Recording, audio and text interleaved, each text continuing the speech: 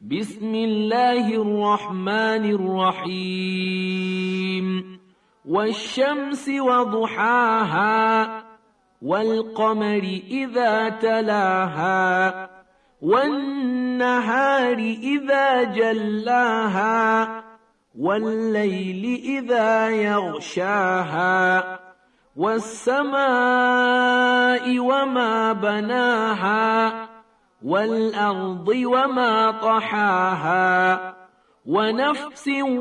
وما سواها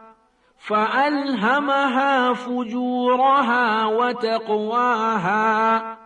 قد أفلح من زكاها وقد خاب من